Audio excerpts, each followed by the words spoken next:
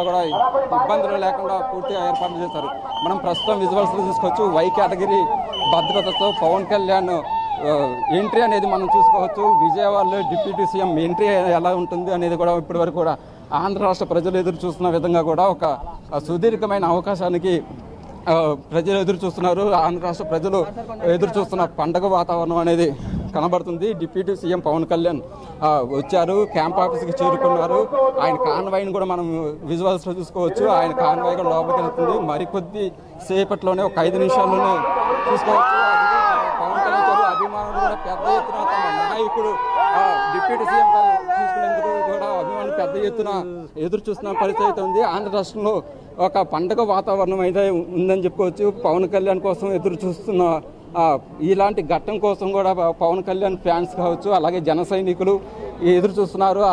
సుదీర్ఘమైన అవకాశానికి వాళ్ళ మరి కొద్దిసేపట్లో వాళ్ళ ఆనందానికి కూడా అవధులు లేకుండా ఉన్నాయని చెప్పుకోవచ్చు. ఆంధ్ర రాష్ట్రానికి సంబంధించి కూడా ప్రత్యేకంగా పవన్ కళ్యాణ్ ఒక పొలిటికల్ లీడర్గా చూసి ఆ పొలిటికల్ వకీల్ సాబ్గా కూడా తను ఉండే విధంగా కూడా ఆంధ్ర రాష్ట్ర ప్రజలు ఎదురు చూస్తున్నారు. దానికి తగ్గట్టుగానే 100% స్ట్రైక్ రేట్ ఇచ్చారు. పవన్ కళ్యాణ్ కాన్వాయ్ ప్రస్తుతం లోపలికి వెళ్ళింది. క్యాంప్ ఆఫీస్కి సంబంధించి క్యాంప్ ఆఫీస్లో కూడా పవన్ కళ్యాణ్ ఎంట్రీ అయ్యారు. మరికొద్ది నిమిషాల్లోనే ఒక 2 నుంచి 3 నిమిషాల్లో పవన్ కళ్యాణ్ డిప్యూటీ సీఎంగా ఛార్జ్ తీసుకోబోతున్నారు. దానికి సంబంధించి కూడా కాన్వాయ్ లోపలికి వెళ్ళింది. అధికారులు కూడా పవన్ కళ్యాణ్ వెంట కూడా అధికారులు ఉన్న పరిస్థితులు అయితే ఉన్నాయి.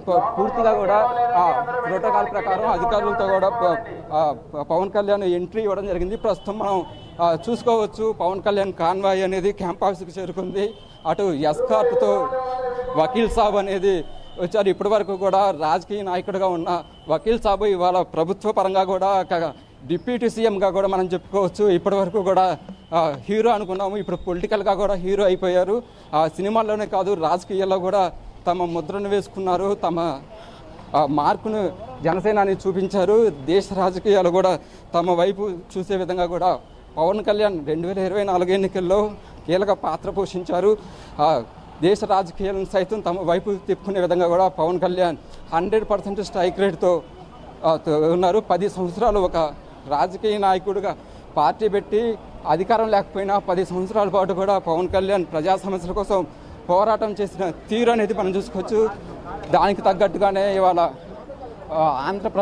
ఆంధ్రప్రదేశ్ ప్రజలు కూడా ఒక అమూల్యమైన తీర్పునిచ్చారు. ఆ తీర్పుకు తగ్గట్టుగానే ఇవాళ ఒక సుదీర్ఘమైన ఘట్టానికి కూడా తెరలేపుతుందని చెప్పుకోవచ్చు. ప్రస్తుతం మనం విజువల్స్లో చూసుకుంటే క్యాంప్ ఆఫీస్కి పవన్ కళ్యాణ్ చేరుకున్నారు. పవన్ కళ్యాణ్ లోపలికి వెళ్తున్న విజువల్స్ కూడా మనం చూసుకోవచ్చు. పూర్తిగా అటు అధికారులు కూడా పవన్ కళ్యాణ్కి ప్రోటోకాల్ ప్రకారం అధికారులు కూడా లోపలికి పవన్ కళ్యాణ్ని తీసుకెళ్లారు. ఛార్జీ తీసుకున్న అనంతరం కూడా పవన్ కళ్యాణ్కి సంబంధించి వాళ్ళ పూర్తి స్థాయి రివ్యూలు ఉంటాయి.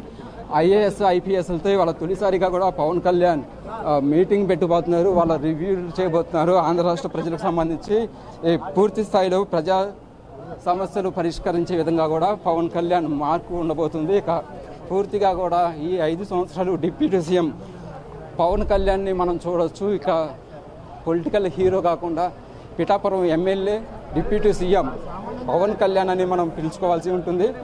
పూర్తిగా కూడా ప్రజా సమస్యల పరిష్కారం ఏదైతే ప్రజా 10 సంవత్సరాలు